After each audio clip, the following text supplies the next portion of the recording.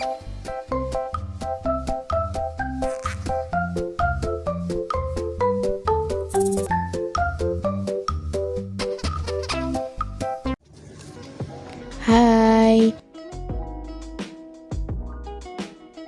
Assalamualaikum warahmatullahi wabarakatuh. Halo teman-teman semua, selamat pagi. Apa kabar? Kalian sehat? Semangat? Alhamdulillah. Nah, teman-teman, kami dari kelompok 4 yang beranggotakan Nazalatul Muna, Alfiatul Mukarramah, Sri Lestari. Di sini akan mempresentasikan tugas masing-masing personil BK. Siapa saja sih masing-masing personil BK itu? Yang pertama adalah kepala sekolah. Yang kedua adalah koordinator bimbingan dan konseling. Yang ketiga, guru bimbingan dan konseling. Yang keempat adalah guru bidang studi atau wali kelas. Untuk personil yang kelima adalah staf administrasi. Untuk penjelasan lebih lanjut akan kami bahas pada video berikut ini. Perkenalkan, nama saya Sri Lestari. Di sini saya akan membahas materi terkait dengan tugas dari kepala sekolah dan tugas koordinator bimbingan konseling. Langsung saja, yang pertama ialah tugas dari kepala sekolah. Layanan dan bimbingan konseling dilakukan di bawah tanggung jawab kepala sekolah dan seluruh staf. Tugas dari kepala sekolah itu sendiri yang pertama ialah mengkoordinasikan seluruh kegiatan pendidikan yang meliputi kegiatan pengajaran, pelatihan, serta bimbingan dan konseling di sekolah. Jadi tugas kepala sekolah ialah mengkoordinasikan seluruh kegiatan pendidikan yang ada di sekolah. Kemudian yang kedua ialah menyediakan dan melengkapi sarana dan prasarana yang diperlukan dalam kegiatan bimbingan dan konseling di sekolah.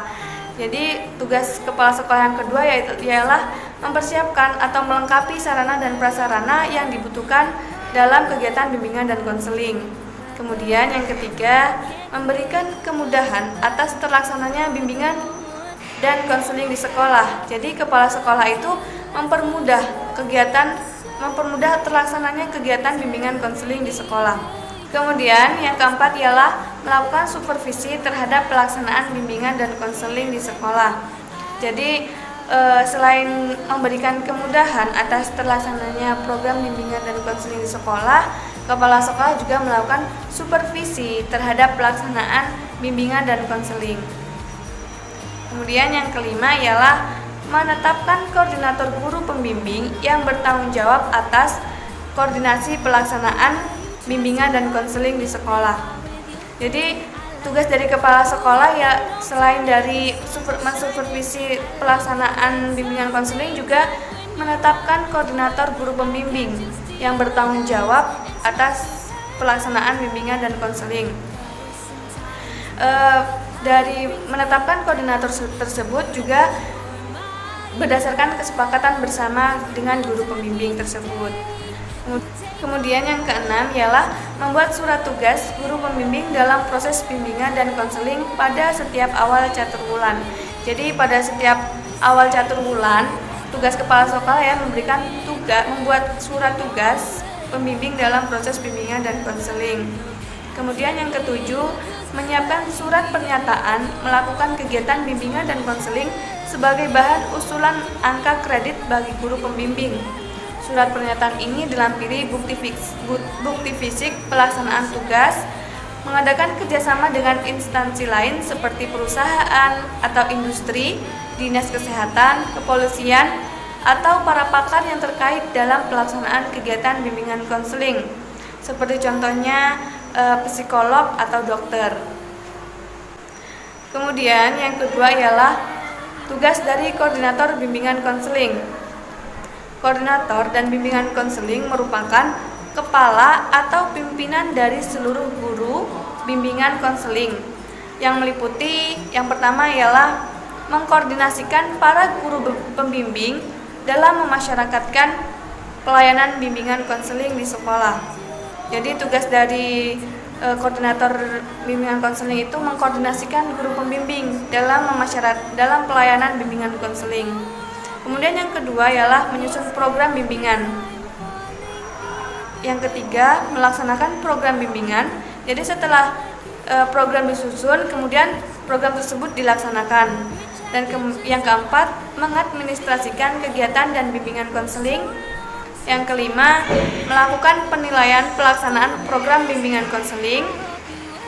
Yang keenam, melakukan proses tindak lanjut, membuat usulan kepada kepala sekolah dan mengusahakan terpenuhinya tenaga, sarana, dan prasarana. Mempertanggungjawabkan pelaksanaan kegiatan bimbingan kepada kepala sekolah. Jadi tugas dari koordinator BK ialah memberikan usulan atau mengajukan kepada kepala sekolah apabila dalam sarana dan prasarana tersebut belum terpenuhi.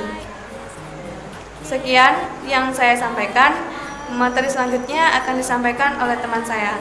Bimbingan dan konseling adalah seorang guru yang bertugas memberikan bantuan psikologis dan kemanusiaan secara ilmiah dan profesional, sehingga seorang guru bimbingan dan konseling harus berusaha menciptakan komunikasi yang baik dengan murid dalam menghadapi masalah dan tantangan hidup. Baik, di sini saya Alfiatrum Karomah akan menjelaskan tugas-tugas dari guru bimbingan dan konseling. Selain membantu perkembangan peserta didik, guru bimbingan dan konseling mempunyai tugas yang harus dikerjakan, yakni adalah yang pertama, memasyarakatkan kegiatan bimbingan dan konseling. Yang kedua adalah merencanakan program bimbingan. Yang ketiga adalah melaksanakan persiapan kegiatan bimbingan, kemudian melaksanakan kegiatan penunjang bimbingan dan konseling terhadap jumlah siswa yang menjadi tanggung jawabnya, itu minimal 150 siswa. Lalu tugas berikutnya yakni menilai proses dan hasil kegiatan layanan bimbingan dan konseling, menganalisis hasil penilaian, kemudian melaksanakan tindak lanjut berdasarkan hasil analisis penilaian. Kemudian tugas berikutnya mengadministrasikan kegiatan bimbingan dan konseling dan mempertanggungjawabkan tugas dan kegiatan pada koordinator guru pembimbing. Jadi seperti yang saya sebutkan di atas, bahwa guru bimbingan dan konseling memiliki tugas yang cukup banyak. Akan tetapi guru bimbingan dan konseling memiliki batasan atau cakupan dalam tugasnya. Guru bidang studi atau wali kelas merupakan salah satu peran penting dalam hubungan antara sekolah, siswa, dan orang tua.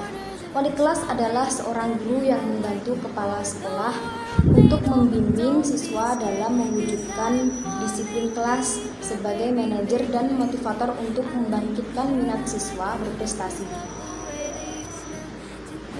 Selain guru pembimbing atau konselor, sebagai pelaksana utama penyelenggaraan bimbingan dan konseling, di sekolah juga perlu melibatkan kepala sekolah, guru bidang studi atau wali kelas, memiliki tugas formal dan non-formal.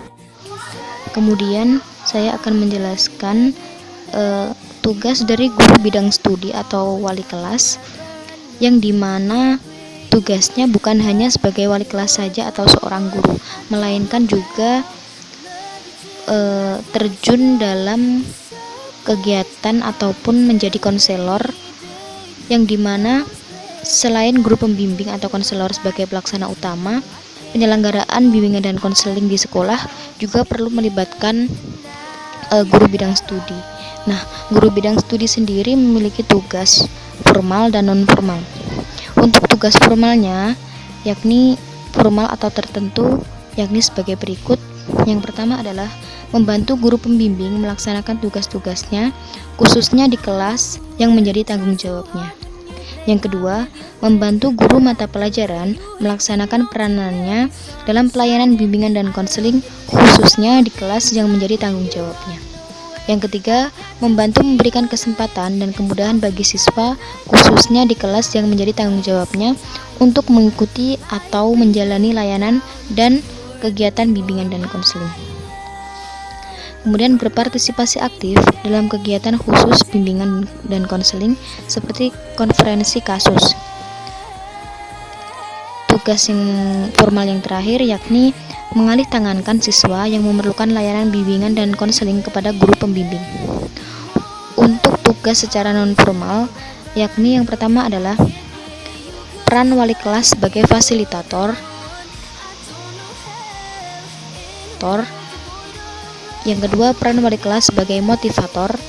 Yang ketiga, peran wali kelas sebagai problem solving, baik sosial, pribadi maupun akademisnya. Yang terakhir adalah peran wali kelas sebagai administrator. Dari paparan di atas, dapat disimpulkan bahwa guru bidang studi atau wali kelas adalah personil sekolah yang paling dekat dengan siswa. Artinya, wali kelas adalah orang tua kedua bagi siswa setelah orang tua di rumah. Demikian, wali kelas lebih banyak berkesempatan untuk mengenali para siswanya. Hal itu yang menjadi alasan bahwa wali kelas memiliki kedudukan dan peran strategis dalam penyelenggaraan program layanan bimbingan dan konseling. Perkenalkan, nama saya Nazaratul Muna dan saya akan melanjutkan penjelasan materi tentang tugas-tugas dari staf administrasi. Namun sebelum membahas tugas-tugasnya, perlu kita ketahui bahwasannya staf administrasi merupakan sumber daya manusia yang ada di sekolah namun tidak terlibat di dalam kegiatan pembelajaran. Hanya saja staf administrasi merupakan sumber daya yang membantu sekolah di dalam urusan administrasi. Apa saja tugas-tugas dari staf administrasi? Yang pertama yaitu melaksanakan ketatausahaan sekolah dan bertanggung jawab kepada kepala sekolah. Kemudian tugas yang kedua adalah melaksanakan administrasi umum. Tugas yang ketiga melaksanakan administrasi kesiswaan. Kemudian tugas yang keempat adalah melaksanakan administrasi persuratan.